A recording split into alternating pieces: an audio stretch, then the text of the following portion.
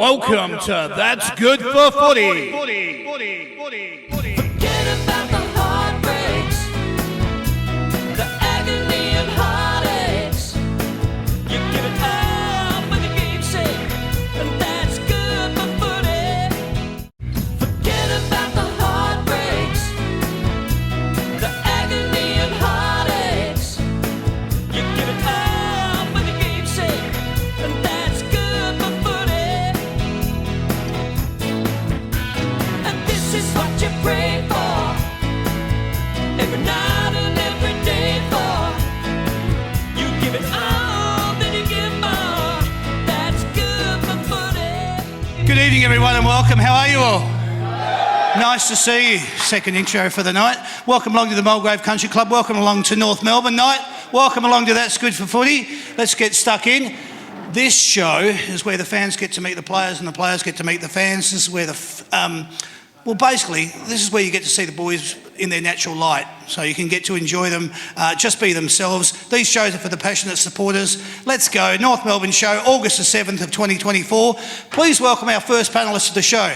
He was born on the 5th of March in 1998. He's played a total of 149 games, which means this weekend it will be his 150th. He's kicked 59 goals. He made his AFL debut back in 2017. When he plays for the North Melbourne Football Club, he wears the number 12 on his back. Could you please welcome to the stage, Jai Simpkin.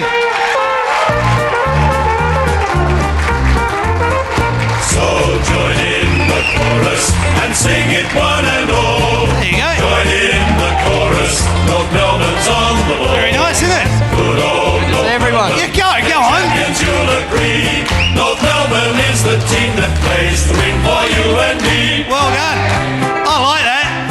You've sung it 3 times this year, but the best part is you sung it last week. How good was that? Very nice. Now, listen, it's the first time for both the boys on a That's Good Footy panel show.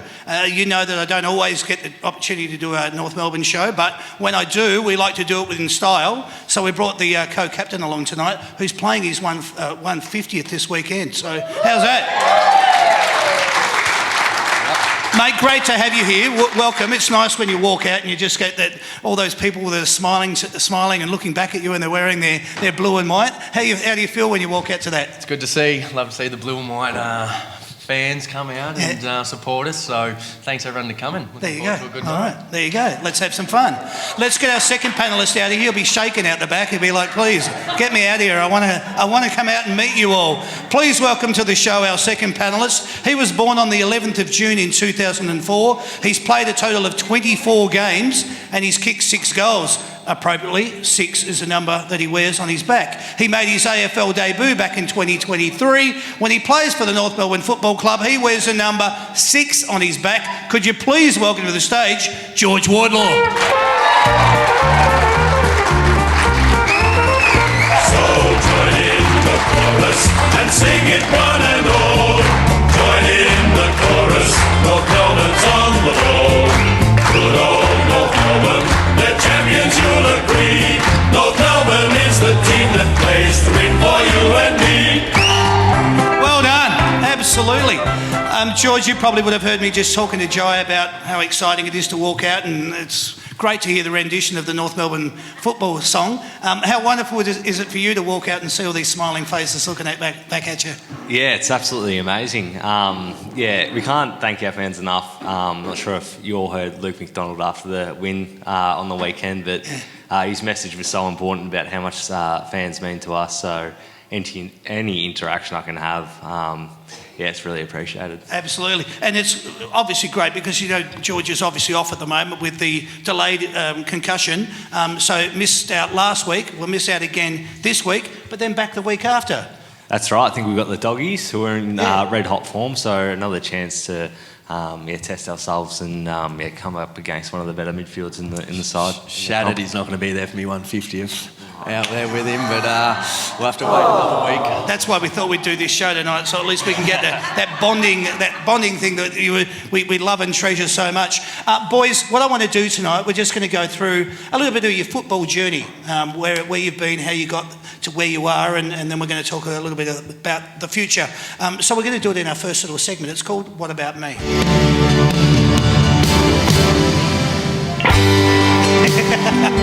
boys are like, what the hell have I walked into?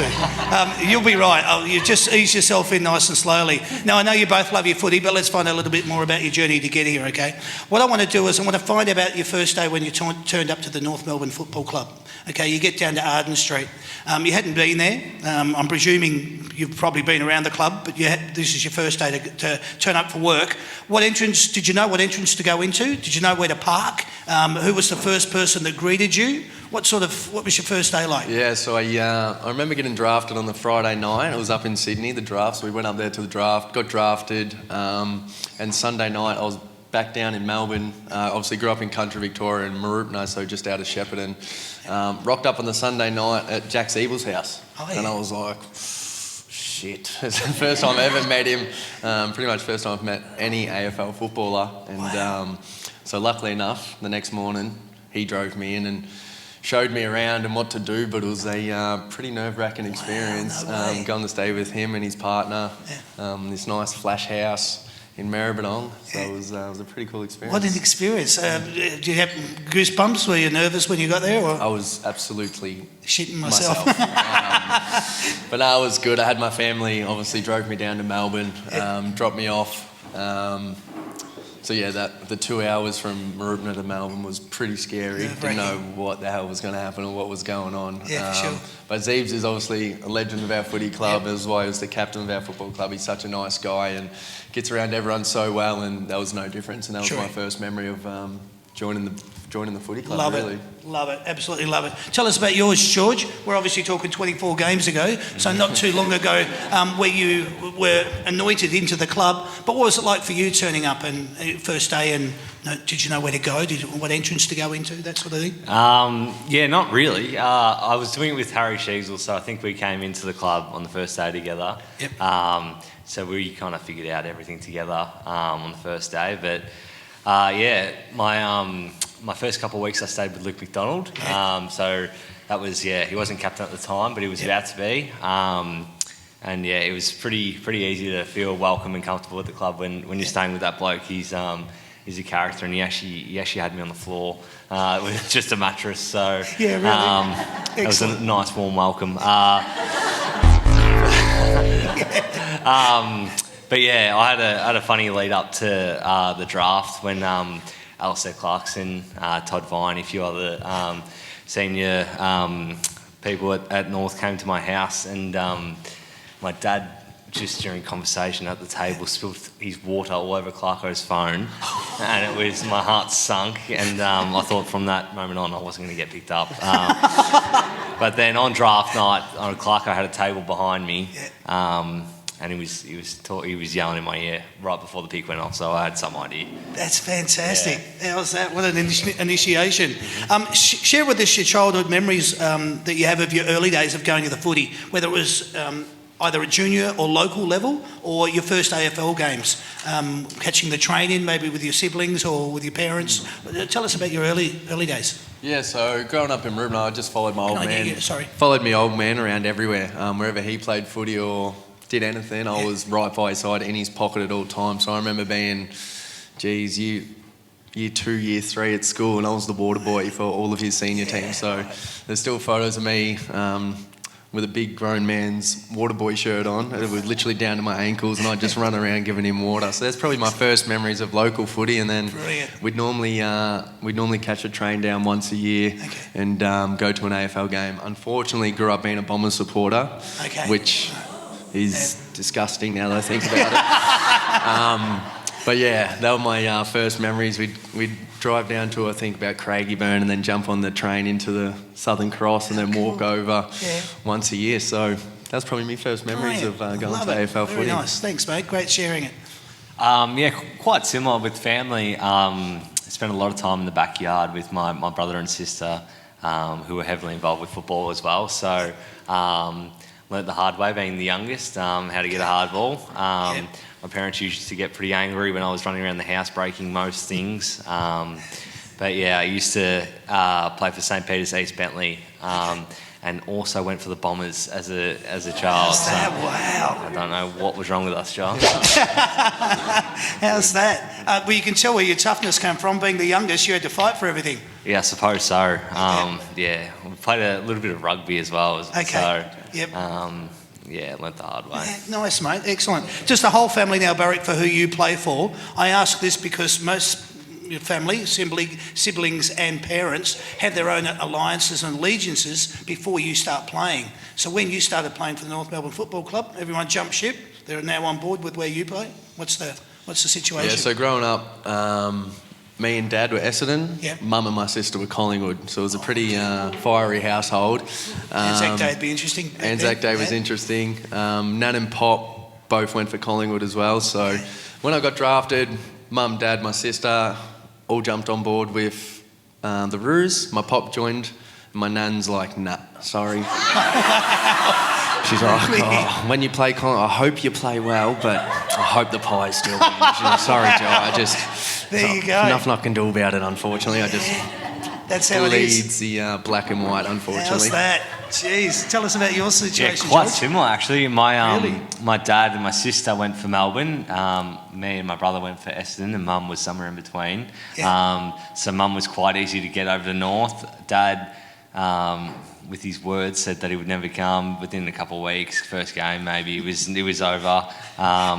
Brother likes to pretend that he's not North, but he's North. And my sister's undoubtedly North Melbourne as well. So it was quite easy in the end. Yeah, stop faking it. You know you love it. Who's been your best mate since arriving at the North Melbourne Football Club? It's actually funny this. We were talking about it the other day about, so this is my 8th season now, and we're talking about the guys that are still at the club from when I got drafted. Oh yeah. There's only one person. Right. That's Luke McDonald. There you go.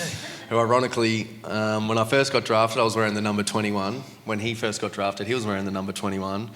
He moved to number 11, I've moved to number 12. We've been locker buddies for the last 7 years, so he's probably my best mate at the footy club, and actually the only one there from when I got drafted, which is quite funny to look back on as well. So, That's excellent. Yeah, Lukey McDonald's probably my best mate at the club. Yeah, love it. Well done.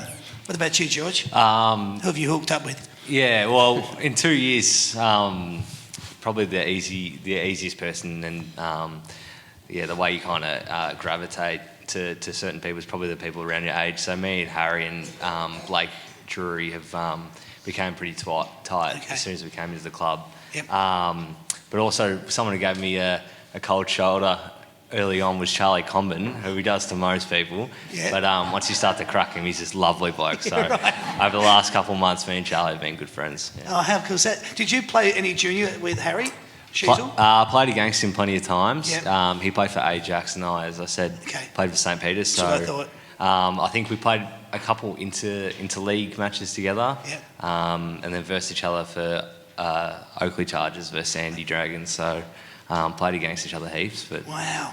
finally united. Can I ask, was there a period when you first saw him start playing football that you were like, this kid's got a bit of talent? Was there a circumstance of that? No, there absolutely was actually, and it hurts to say, but I can't remember what age it was. It would have been about under 15s, under 16s. My brother was coach at the time.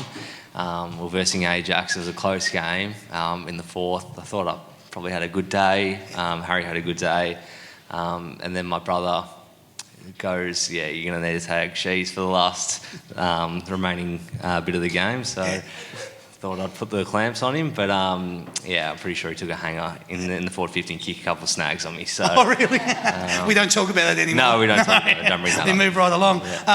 What I wanted to know, as mates, the individuals that you just mentioned, have you now realised that you've actually got more in common with them that you probably didn't realise you would initially? And is it all around involved around football, or you've got interests outside of football? Geez, Lukey Mack, I don't know if I have too much in common with that bloke. He's a different character, as we all know. Yeah. He's such a loving guy. Yeah. His personality off the field, I think, is something that we really connected through. We're both big softies deep down, big lovers, and he's such a family man and loves kids. He's just had a kid of his own, and even his old man and the rest of his family, D Mac and Tez and Sally and the rest of his sisters, they're just such awesome people. And going to his house for dinners have always connected and made me feel so welcome. So that family side and the family man he is something that we really resonated on. Beautiful, love it. George? Yeah, and Charlie Common's probably the more recent person that after you break him down, get a bit more out of him. Spent a bit of time over New Year's with him, got to learn his personality a bit more, who's I've gravitated towards a bit more. Okay. Got similar taste in music and a few other things. So a lot Similar- behind the front he puts up, I reckon. Yeah, right. Similar interests, though, hobbies-wise or anything like that, apart from music? Is there anything else that you found that you two have got in common? Music's probably the main one. Yeah. We talk a lot about music, and he's he gets a lot of ideas off me, and Yeah. he has a podcast called 200 Plus where he has a Chom's Nuggets of his favourite song of the week. Okay. And usually they're my suggestions, so and Yeah, no right. credit ever given. There you go. Excellent. Well, at least there's similarities there.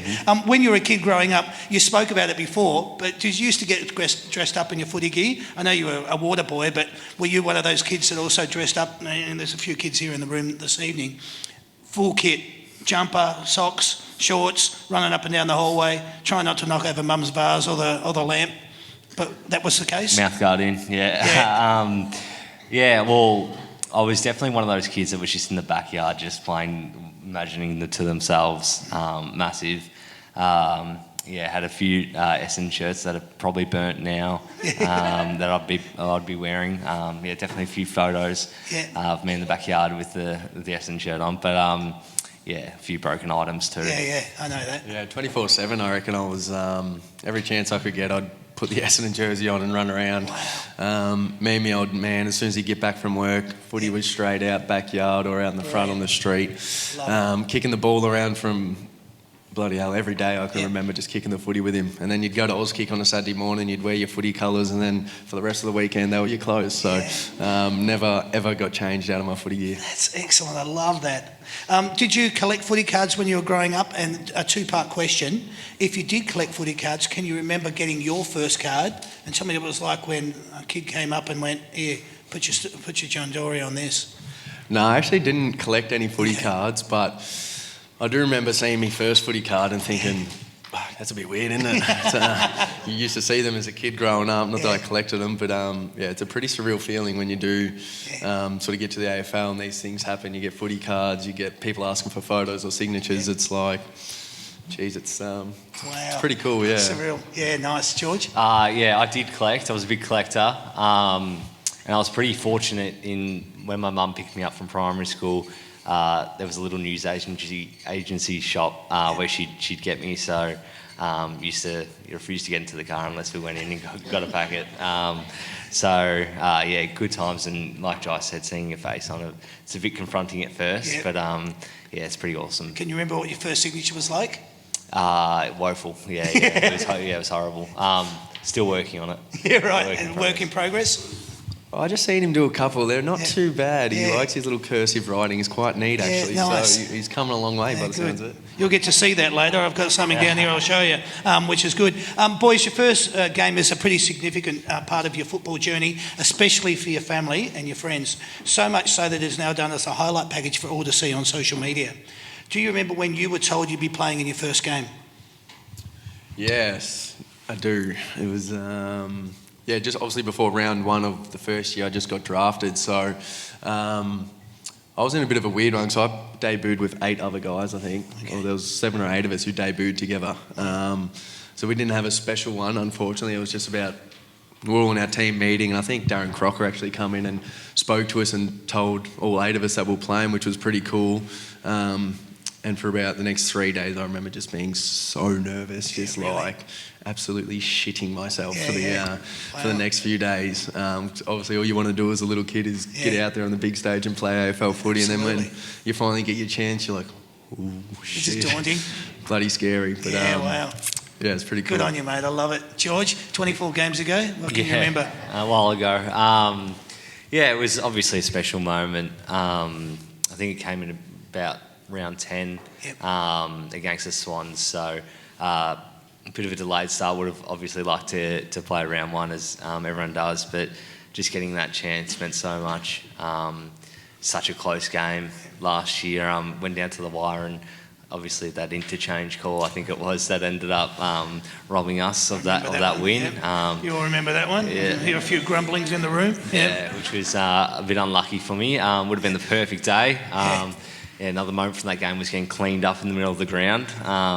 One of the bigger hits I've ever had, which really was a welcome to AFL football. Welcome to the big league. You're here now. I remember him and Luke Parker were just going at it all game, just belting each other and just mouthing in each other's ears. It was pretty funny from the guy to debut and get into Luke Parker, who's played over 200 games. And that's why we love playing with him. What a nice way to be initiated, George. As I said, welcome to the big league. Hey, tell us, what was the emotion like for you when you put the jumper on for the first time? So you're down in the North Melbourne change rooms, you get handed it, all right, and you put it on, and you actually look down and you've got the blue and white stripes, and you go, I'm not at home anymore, this is a real deal. Tell us, what was the emotion like when you realised you're about to go out play your first game for the North Melbourne Football Club? Yeah, we do something pretty special at North, I think. I don't know if many other clubs do it, but we all stand around in a circle together, and the captain or myself or Lukey Mack will give a bit of a speech before, try and rev the boys up, so we're all standing there holding our jerseys, then we all put it on as one team all together. So you chuck it all on together, and we've been doing that since I'd been drafted, so it's a pretty special thing we have at the North Melbourne Footy Club. And I remember just standing in the circle as Zeebs was the captain at the time, and he was giving this speech before the first game of the season, and just looking around, there's Robbie Tarrant and Scotty Thompson and all these guys that are huge. I'm just this little draftee, and I'm just thinking, we're about to go to war here. Like, here we go. And then you put the jumper on, it's such a special feeling. Everyone gets around you and gives you a high five, and it's just like, bloody hell, get me out there. Let's get into it. So it's a pretty special feeling. Good on you. Excellent. Yeah, that's right. I like the idea of the going to war. I almost see it as like a piece of armour when you put it on, and it like bounds us, makes us one. So that's the theory I kind of go with it. That's it. That's your first. So, I often refer back to it as being that you're a custodian of the jumper, the number that has been worn by previous number 6s, but previous number 12s that have played at the North Melbourne Football Club. You get to put that jumper on and go out and represent it. You'll pass that jumper on when your time is over, so you want to be the best you can be at it. Is that the emotion you feel when you talk about it being like a piece of armour? Yeah, that's right. You just don't want to let down the people that have come before you and your teammates, and you know that you're going out there to battle. So it's really what bounds you together, and you give everything you got for the jersey. Brilliant. Yeah, definitely. I think I was lucky enough to be handed mine by Lindsay Thomas. Asked me to wear his before he got moved over the port, and it was such a special feeling for me from the connection he made with me. So as one day as you do get a bit older, be able to have that connection with a young guy coming through to potentially say, mate, do you want to wear my jumper one day, and then watch them develop for their career, I think would be such a cool feeling and pretty special connection you could make with someone. So it's definitely a big thing you want to do. Yeah, nice bond, good cohesion. There are 720 players in the AFL system. You're the best at either what you do. In order to be either selected or considered, you have to be either outstanding at your craft or gifted with natural ability. Recognising this is one thing, being consistent at it is another. There is always pressure around selection. Coupled in with this is form and injury setbacks. This puts enormous pressure on you as a person. What is the one thing that you do that keeps you either consistent and focused? What do you go to? Yeah, it's so true. Like the things you can go through as a footballer. There's so much pressure on you all the time. Everywhere you go, you might have someone there who's a fan who might recognise you, or so you got to be sharp a fair bit of the time. And then if you're not playing well, the team's not going well, there's all these different sorts of pressures. So it is very important that you do have something off field that you can go back to that takes your mind off it, or keeps you that clear focus, so you're not riding the roller coaster. Because if you get caught going the ups and downs, there's a lot more downs than ups, unfortunately, in this footy environment that we live in. So, one thing I like to do is try and get out and play golf with a few of the boys. Also do a lot of gratitude as well. Every morning, write down a few things, what I'm grateful for. That sort of just realigns me back to my day. And, at the end of the day, we're more than just footballers. We are human beings, and your mental health something you got to look after as well. Because as I said, if you ride that roller coaster, you're in a bit of strife. Seriously, great answer. You can see why he's a co-captain of the North Melbourne Football Club, can't you? That was really good. George, I hate to put you on the spot, but in relation to that, 720 players, you know that you've got the natural ability. I mean, man, I've watched you play. You've got a tremendous skill. But knowing that you have to keep focused, and you do have those ebbs and flows, injuries, obviously you're out at the moment. What do you do to keep yourself focused, and how do you keep it as consistent as you can possibly be as an AFL footballer? I think a big thing for me personally is just finding that separation from the club and the game, and just having some outlet that you can go to that is going to provide you happiness and your good times outside of the club. So hanging around the right people is a big one. Having a good group of friends and having that support base there that you can go back to is massive. So that's one big thing that helps you when you do come to the club. You can be focused, you can be all in. And a big part of that's also doing your recovery. I found that linking up with a teammate to help with those sort of things, keep you motivated, keep each other accountable is a big part of it. Brilliant, great answer, love it, both of you. Do you watch a lot of footy on the TV, and if you do you watch it with the volume up or down? Yeah, I do watch most footy games, especially before we play. If we play on a Saturday arvo, then I'll definitely be watching Friday night and a bit of the footy before we play. I do, unfortunately, listen to the volume up, so it's a great question, because half the time I'm listening to the commentators and going, you blokes have got no idea what you're talking about half the time. So maybe I should put it on mute. Listen to the commentators and watch most games of footy. Yeah, okay, That's good. on TV. George, what about you, mate? Not really. Like Josh said, when the night before a game, you're usually like a bit anxious, a bit antsy, so you just put it on, just you watch it. But besides that, I can't say I watch every game like Jai. Not the biggest football nuffy out there.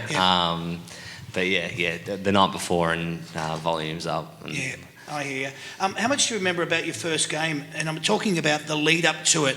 Like, I know you spoke about your nerves before, and this is primarily for you as well, George. How did you sleep the night before? Did you wake up? Did you have butterflies? Did you have a good breakfast? Were you like, oh no, I can't eat? What was the circumstance for you? It's a weird one to look at, because you try to have this mindset that it's just a regular game, but in reality it's not.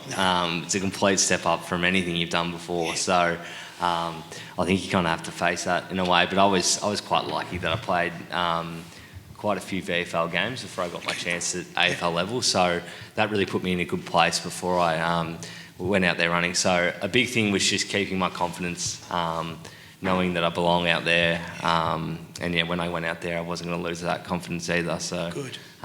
It's a big part of it's mindset, and you can really get on top of that, then you can go out there and play freely. Bloody oath. Yeah, I always remember I hated eggs growing up as a kid. Okay. Never ate eggs, and then getting to the footy club, they're like, oh, you need protein when you have brekkie, like you got to eat eggs, this and this, and I always ate just Nutri-Grain or just something very basic as a kid before the game of footy. And my first couple of months, I'd always try and force down eggs, and in through the pre-season you'd get it done because the nerves aren't as big. You're not actually going out for a game of footy. And I remember before my first game of footy, I was trying to eat eggs, and it just did not work. Like, I couldn't get anything down. I was just shitting myself because I was so nervous. And I remember just trying to stomach these eggs and going, no, not today, not today.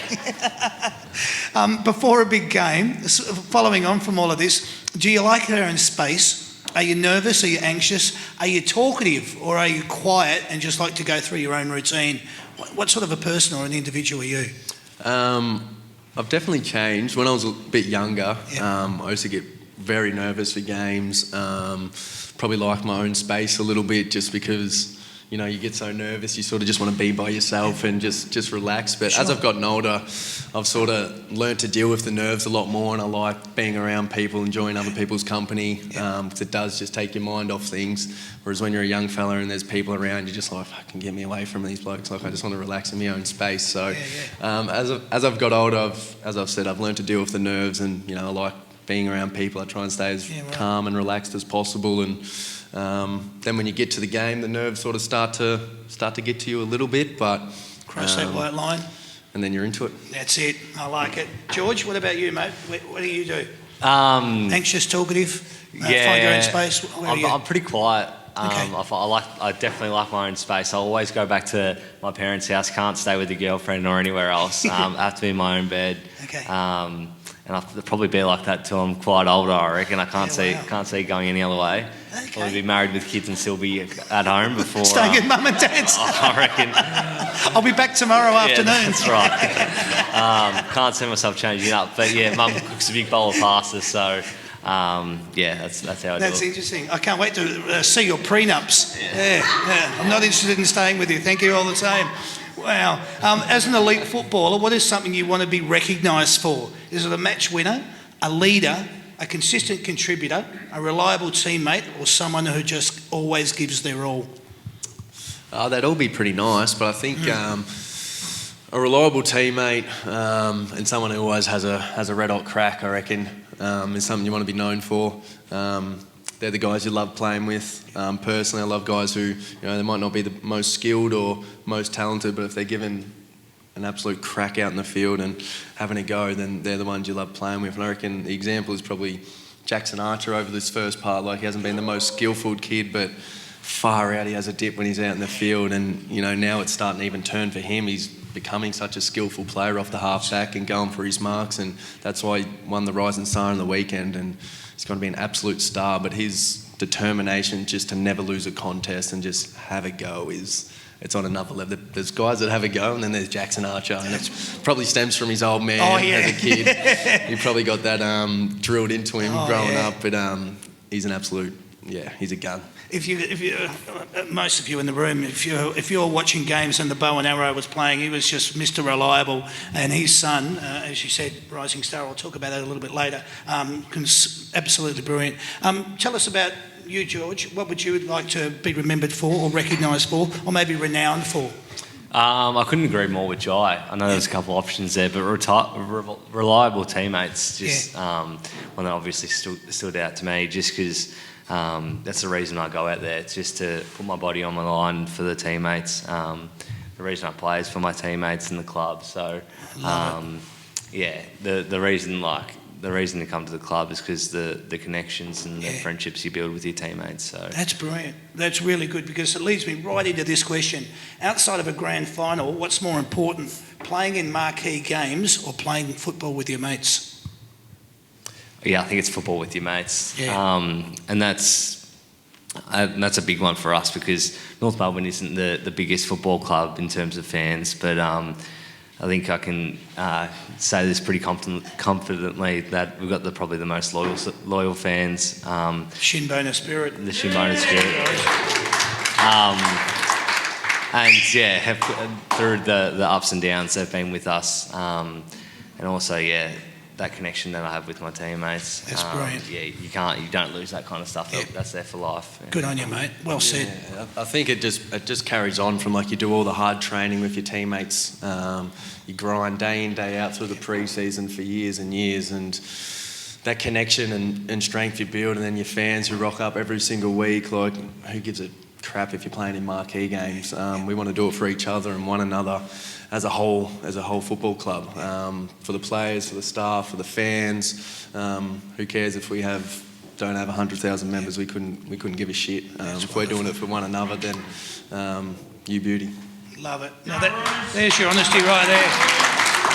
Well said, mate. Well said. Love it.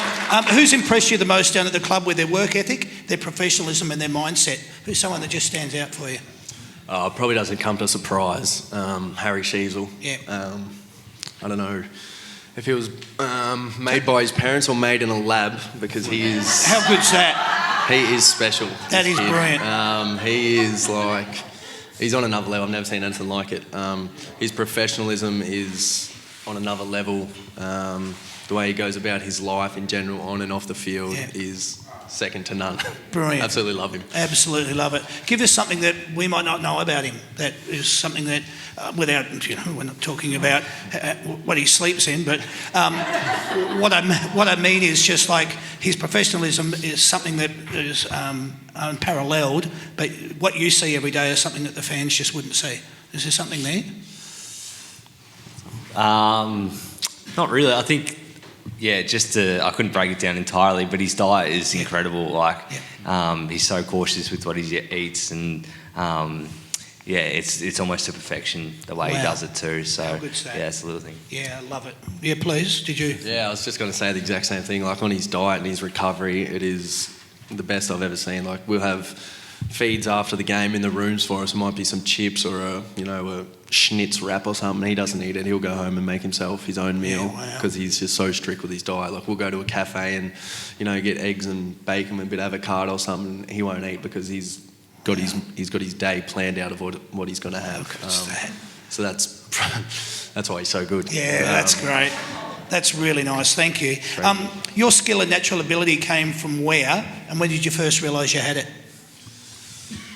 Well, Dad wasn't the greatest footballer. He just played a bit of country footy around, in and around Maroopna and Shepparton, growing up in Cobram. But my mum was quite a handy netballer and basketballer growing up.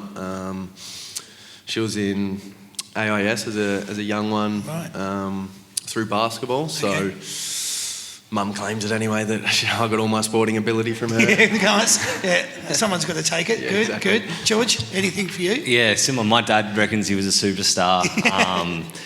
Didn't really believe him. Still not too sure, but he was captain of the schoolboys team that I went to school at in high school. So that's the only proof that I've got that he played football.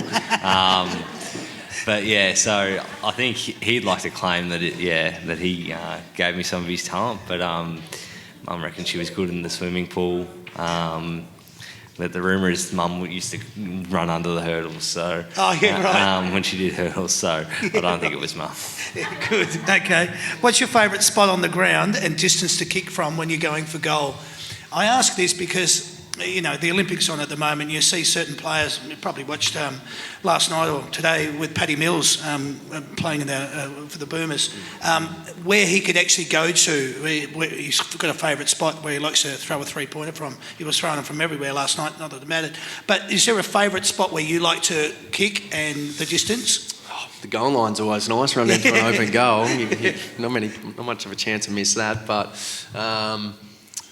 I don't know. It's a tough one. I've never been asked that. Anywhere from, I like it being about 35 metres out because you're not too close, you're not too far, so it's just that perfect, nice, easy routine where you can just kick through the ball nicely. Nice. Not too much of an angle. That's good. That's good. It's a weird one because sometimes 10, 15 metres out when you're expected to kick, it can be the hardest one because should I have to kick this or else it's really bad. So they're the ones that can get to you. So I like Jai's answer with 30 metres out, 35 metres slide angle. It's all right if I miss. Yeah. That little man on the shoulder, if he starts kicking in, look out.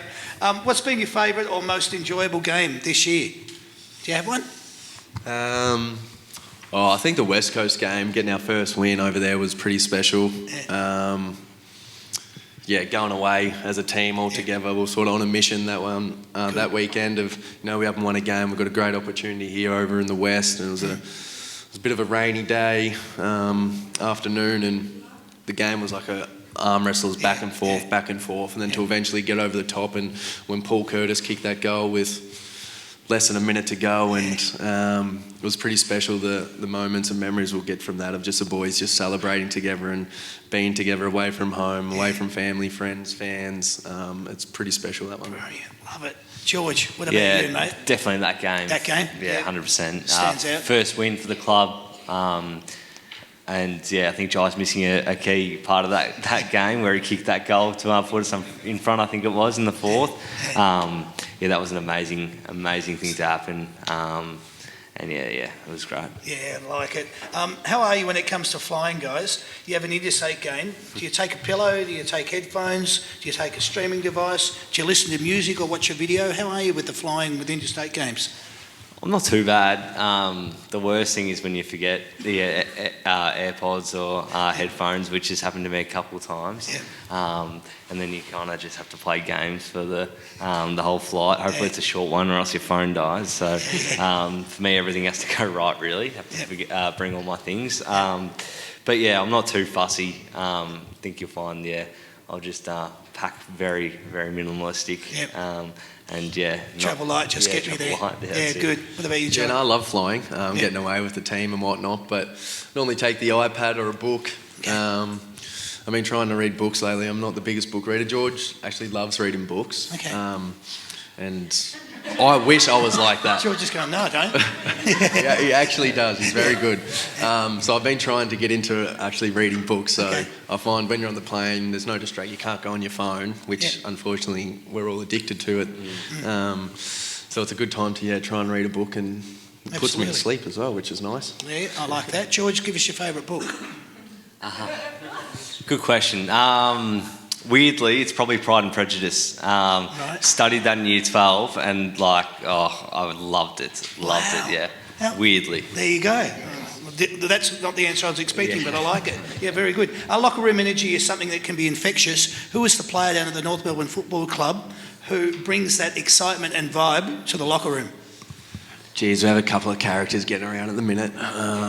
Eddie Ford is definitely a character who brings a lot of energy and excitement, and you just don't know what's going to happen when he walks in the room. He's going to be dancing, or he'll rip his shirt off and do some weird move. And then there's Finbar Maley next to him, who's the exact same. He'll walk in the room and you're just watching him, and then, there it is, there's something there. So those two characters at the moment are very funny. There's never a dull moment between them. And they sit directly across from me, so I've got the best view every morning, after training, all the time. It's quite funny. Yeah, good. You don't have to go there, George. We've just got that answer. Which one of these things gets you pumped the most before a game of football, boys? The smell of deep heat, maybe from your junior years. The smell of fresh cut grass, pulling on the jumper, strapping on the boots, a footy in your hands, or the sound of the North Melbourne crowd?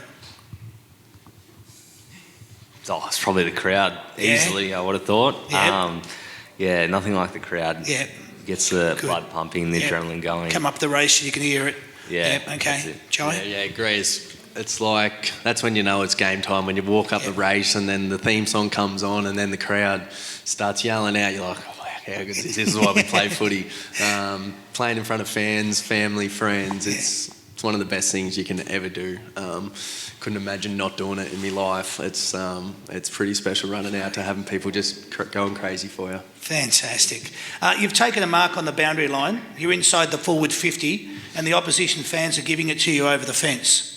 How much of what they are saying are you using as motivation or stimulation, and how good is it when you see the ball sail over the goal umpire's head for a 6-pointer? What's your first reaction when that happens? It's nearly better when their opposition team is standing on the mark or into you, because normally when you're having a set shot, the opposition are normally bloody into you as well. But for the fan point of view, geez, it'd be nice just watching that ball go fly over and just take one quick look back into the crowd and find who was saying it, because normally their face would go. So then when you're looking at them, you're just like, fuck. There's the answer we were looking for. Well done. Beautiful. George? It's a pretty good answer. But I used to watch people back in the day when I was younger, and I used to get pretty frustrated with their celebrations. I thought it was a bit of carry on. So I tried to make a pact with myself that I wouldn't celebrate if I ever kicked a goal. Right. I found in a couple moments the adrenaline got to me. I might have done something with my hands, but I'm quick to shut it down. So if I had kicked a goal in that situation, I think I'd just put my head down and walk away, just because of my pact. Keep an eye out for that, all right? He's kicked 6 of them, so watch where the next ones go. Oh, I love it. You've just kicked a team lifting goal.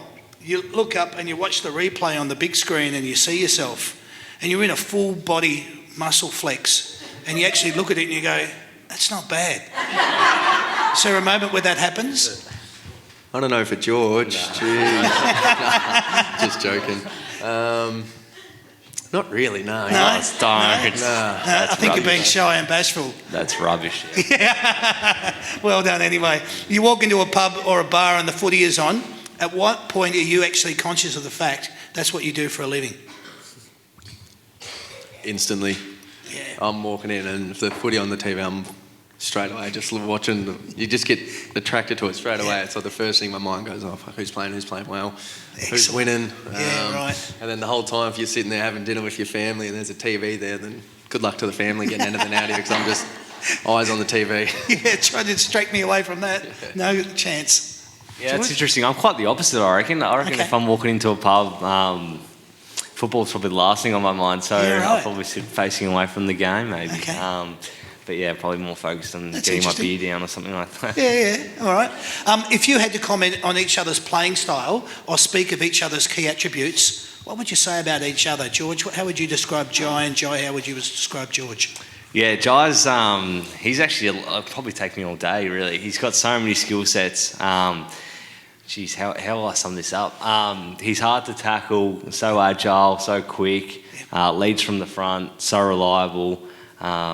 Geez, can I keep going? I mean, he's that West Coast game. I remember thinking to myself after, that's a person who I want to play under, and that's the reason he gets my vote over the last 2 seasons, because I see the work that he does off field, and I see the work that he does off field, and then when it translates on field, it's no surprise to me. He's the hardest worker in our football club for a reason. That's brilliant. So, yeah, he's superstar. Excellent, well said, well said. Yeah, George, it's been good playing with him. It's a nice little change. We haven't really had this in and under grunt of just like, if you're getting chased by a bloke, you don't want it to be this guy, because you may think you have 10, 15, 20 metres on him, and like this, it is gone and your head is in the deck, because he tackles so bloody hard and gets after the ball so hard. And that's probably my favourite thing about playing with him, is just, his one wood is he's getting after that footy, he's getting after the opposition player with real intent, and that pressure and tackling force it's just awesome to see from such a young guy. He's only played 20 odd games. You don't see it very often. No, it's brilliant. Bit of Shannon Grant, maybe a little bit of Anthony Rock, who knows? But brilliant, very good. I like that. Thank you, boys. I wanted to just ask you, I'll just go straight to these, because I reckon these are more important. When you're giving away your signed kids' footies at the end of the game, what are you looking out for when you're walking towards the boundary line?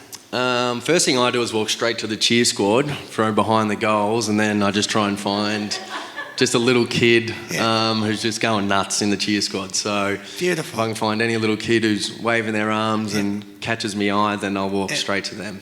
Always nice that they're wearing number 12 too. That's unfortunately they're not turned around though, so you never know if they're wearing the 12. It's the luck of the draw.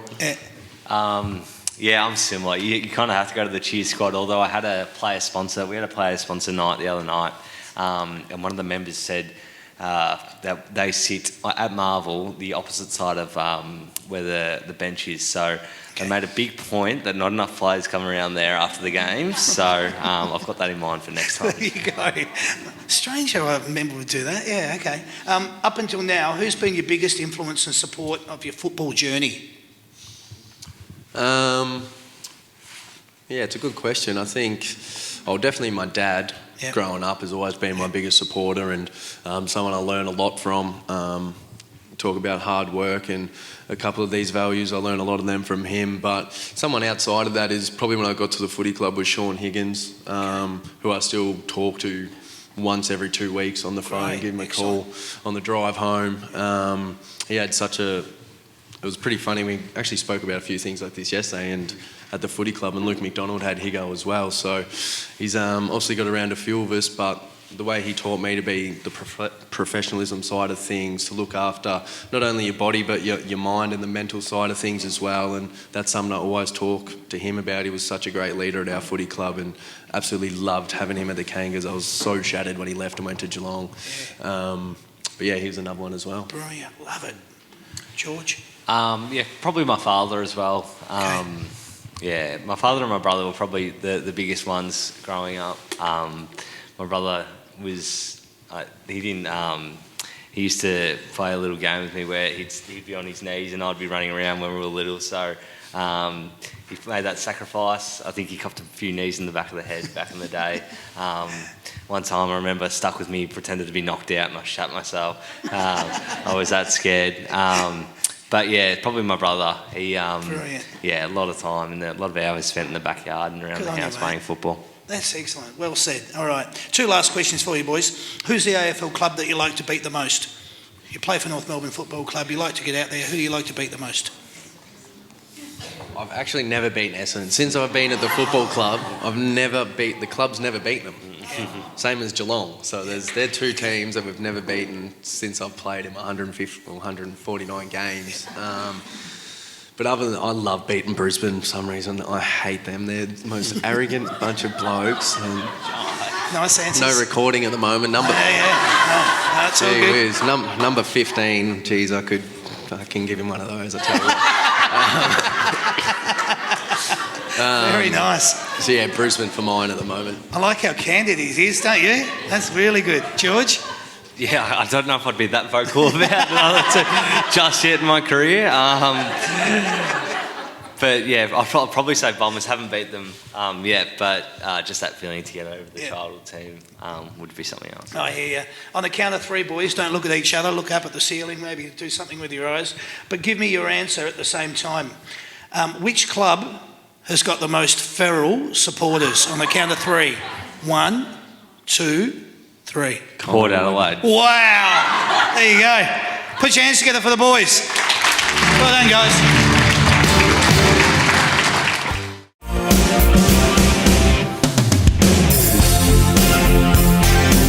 All right, here we go, boys. We've got a total of 13 questions for you. We're going to finish up with a multiple choice question on the last. So, here comes your first one. How many premierships has your club won? Steve. Lockie. 4. 4 is correct. You're off the mark. Well done. How many times has your team played in a losing grand final? Lockie. Lockie? 3. No, close. Steve? 5. 5 it is. Well done, mate. Who is your team's captain? Steve. Lockie. Steve. Jizer. And? Luke Mack. There you go. Well done. Got the point for that one. Couldn't get that one wrong. All right. Who wears the number 7 at your club? Steve. Steve. Dersma. Zane Dersma. Very well done. How many members does your club currently have? Steve. 50,000. 50,076. That's pretty well spot on. Well done. He's getting in quick, Lockie. You better step it up. Where did your team finish on the ladder at the end of that home? Lockie. 17th. Say it in the microphone. What'd you say? 17th. 17th. 17th is correct. They finished the question last year. All right. How many games did your team win last year at the end of that? Steve. 3. 3 is correct. Look at this. 5 versus 3. We're going for it. What year did your team last win a grand final? Steve. 99. 99. And for the rest of the question? We beat Carlton. Yeah, that'll do it. Well done, mate. Yeah, 1999, you beat Carlton. How many points did you win that grand final by? Steve. 37. No. Lockie? I have no idea. It must be close if I went... Think. 36. Oh, 35. Oh, so close. Bad luck. All right. Who won the Norm Smith medal in that grand final? Steve. Oh, Lockie. Shannon Grant. Shannon Grant is correct. Well done. Thank you. All right. This is for 2 points, boys. Player and goals. Who was your club's leading goal kicker in Steve. Lockie. Larkey. Yeah, it was Larkey for 2 points. Nick Larkey is 1 point. How many? Yeah. 71. Spot on. Well done. 2 points. Brilliant. Look at that. 8 versus 4. All right. Only 2 questions to go, boys. This is worth 3 points, so you want this one, Lockie. This is player, year and votes. Who was the last North Melbourne player to win a Brownlow medal? What year and how many votes did they poll? Steve. Yes. Glendinning. Yes, that's 1 point. Year and many? votes. Year. Oh. 85. No. 83. It was. And votes? 27. No. 29. 20? 29. No, 24. Yeah. So only 1 point there, but you get it, Steve. And this is the last question, okay? Multiple choice. Who has played the most games out of these three players? Is it A, Todd Goldstein, B, Glenn Archer, C, Drew Petrie? Steve. Goldie. No. Lockie.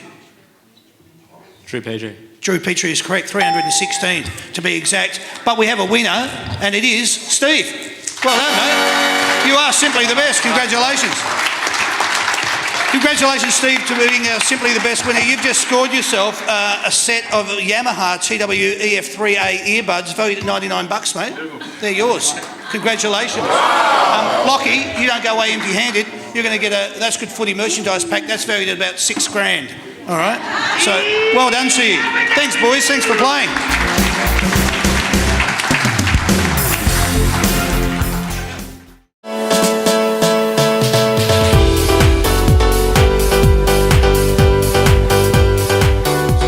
Here comes your first one. Your 45 seconds starts now. Number 40.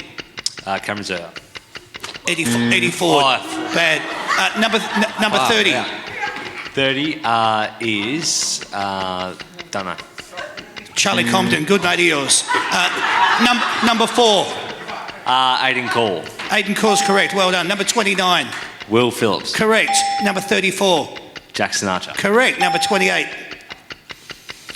Not sure. Big on Ewan. Number 13.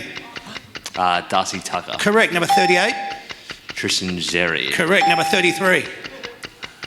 Braden George. Correct. Number 5. Curtis Taylor. Correct. Number 6. George Woodlaw. Correct. Number 7. Zane Dersma. Correct. Number 15. Zach Fisher. Dylan Stevens. Bad luck. Finished up with a total score of 9. That's not bad. Not the worst we've had. Not the best either, I'll tell you. No, that was good. No, well done, mate. So, Jet, you're going to be keeping score now for Jai. Jai's now had the benefit of sitting back and watching how George performs, so he's going to go hell for leather. So you get ready because you're going to get a sure shoulder, I reckon. He's going to be turning them over that quick. So your 45 seconds will start with your first one, and that is number 9. Luke Davies-Uniacke. Correct. Number 18. Will Dawson. Correct. Number 12. Jai Simpkin. Correct. Number 16. Zach Fisher. Correct. Number 20. Nick Larkey. Correct. Number 3. Harry Sheasel. Correct. Number 22. Taylor Goad. Correct. Number 2. Jaden Stevenson. Correct. Number 24.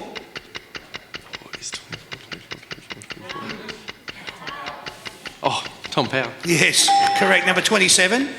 Miller Bergman. Correct. Number 31.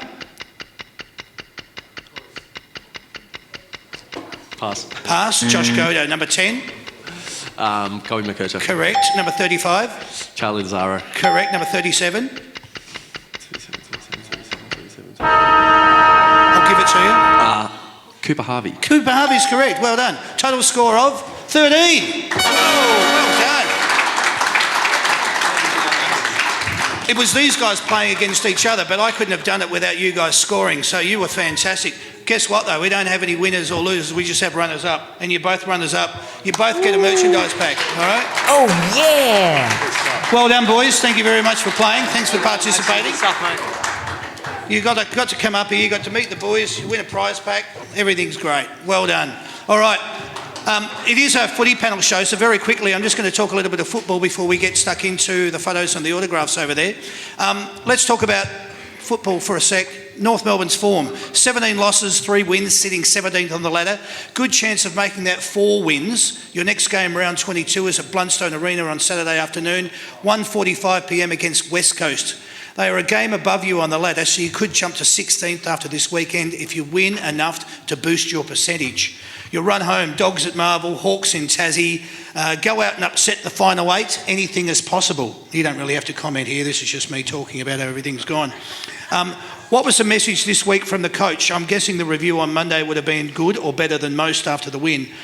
It will always be remembered as Dustin Martin's last game for the Richmond Football Club, if anything, unless he comes out and plays in round 24. But point being, what did the coach say from the weekend? What was the message?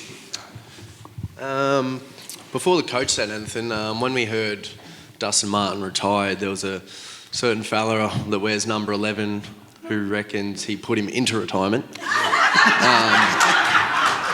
which is an absolute joke because that just doesn't happen. So Lukey Mack was pretty happy with himself. He's walking around, I put Dusty into retirement, how good am I? Feather in that cap. Absolute fool.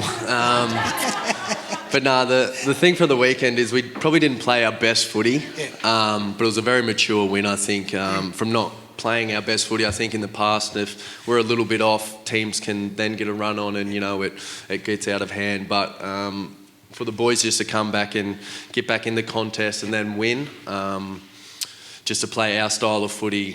We've been working really hard on our contested footy at the moment since the bye, and I think that just sort of shone through on the weekend, which was a positive. Yeah, I like it. It's a very mature answer for a team that is on the maturity level, heading in the right direction. News out of the club: your co-captain played in his 200 last week. Congratulations to Luke McDonald, right? Your co-captain. Good mate. Well done to him. Cam Zerha signed a contract extension. Jackson Archer wins the Rising Star award, not the total award yet. That's but an LDU played outside his skin last week, getting the coaches' votes. Harry Sheasel has had an outstanding year. Zane Dersma takes a Mark of the Year contender. How good was that? Jesus, special. That looked brilliant. Things are looking pretty bloody exciting down at Arden Street, and you play your 150th this weekend, Jai. You must be proud of reaching that milestone. Can we put our hands together for Jai for 150? Well done, mate. Tell us what the feeling's like knowing that you've played 150 games. Yeah, it's a funny one. I don't really look at 150 as a big milestone. It'll be nice if I can get to that 200 mark. That'll be good. But it is pretty funny. I was talking to one of my mates Monday or Tuesday, and that I grew up playing footy with in Maroopna, and it's pretty funny to look back, and even he's just like, mate, you play 150 AFL games, and then you sort of start looking through a couple of the accolades that you've got on an individual level, and it's like, bloody hell, if I was a young kid that's Jet's age and someone told me you're going to be 26 years old, you're going to be co-captain, won a couple best and fairest, and going to play 150th game, I'd be like, you're dreaming. So it's pretty special now just to even look back on this point in my journey and go, well, it's pretty special. Yeah, that is great, mate. Seriously, to have those emotions, I can only imagine what Scott Pendlebury's feeling when you chalk over 400. But the point being is 150 games of AFL football, you've achieved that milestone. You'll go out and play it on the weekend. I wish you all the very best with it. Thank you. Great opportunity for you guys to get the win on the board. I can't really say much more than that, apart from go Kangaroos and good luck on the weekend. I'm sure you'll agree. Thank you very much. Well done. Thanks, guys. Good on you, mate. If you'd like to be part of the live audience, it's always better if you come to a live show. This is what it's all about. You get your tickets through that'sgoodfooty.com.au/events. The next That's Good Footy panel show is on August the 14th. It's here at the Mulgrave Country Club. It's with Aaron Norton and Jamara Ugle-Hagan from the Western Bulldogs Football Club. Then on August the 21st, we're doing another show here that will feature both Jack Higgins and Jack Sinclair from the St Kilda Football Club. And then on August the 28th, we're heading over to the Italian Sports Club in Werribee for an Essendon show. Oh, jeez, you boys will be there throwing rocks at their cars. At the Italian Sports Club in Werribee for an Essendon show with Jai Caldwell and Harrison Jones. Remember, when you're purchasing your tickets, you can only get them through the That's Good Footy website. Please, ladies and gentlemen, could you thank Sam, my sound guy, and also the lovely Sandy. Please put your hands together for both them. Some people say, how many people do these shows? And I go, 3, just us 3. And some people say, it looks like it. And then other people go, no, it doesn't. There's 3 of you and you're bloody good at what you do, so thank you. You can be whichever party, we don't mind. It's cool. But I just wanted to say, if you like the show, go on to the That's Good Footy Facebook page and give it a little bit of a like, all right? Or sign up. And that way you'll know when the next North Melbourne show is going to be on, which should be great. And then you can come to it. That's where you'll find everything. And that's also where your photos are going to be this evening. So at the end of the night, when you get home, when we get home, it's normally after midnight, so you kids will be in bed. Don't worry about that. When you wake up tomorrow, your photos will be there. It'll be like Christmas morning. All right? So thanks to everyone for coming along this evening. The most important thing that you need to do right now is to thank the first timers on the show, Jai Simpkin and George Wardlaw. You guys have been fantastic tonight. Your first time out here, and I know you walk out and it's like, oh, there's all these people and there's lights and everything, but you came out and you were both wonderfully well-spoken, very candid, very honest. I really love your approach. Thanks very much for being part of tonight. Do you think there's any chance that we'll ever get you guys back again? Definitely, it's been a fun night, and I just want to say thank you to everyone who come in here tonight. I know it's been a tough few years for us consistently, but as you can see, we're definitely on the up and stick by us because we've got guys like Georgie Wardlaw leading the way for us. So thank you. Go, boys! Go the Roos. There you go. George, did you have some fun tonight? I did actually. It was a great night. Yeah. Just wanted to follow up with Jai. Thanks for coming, and thanks even more for supporting us through the years, and plenty more exciting years to come, that's for sure. I agree. Well said, mate. Well said. All right, this has been the That's Good for Footy panel show, North Melbourne night. My name is Damien. Thank you very much for coming along. We hope to see you again real soon. Cheers and good night, everyone. Thank you.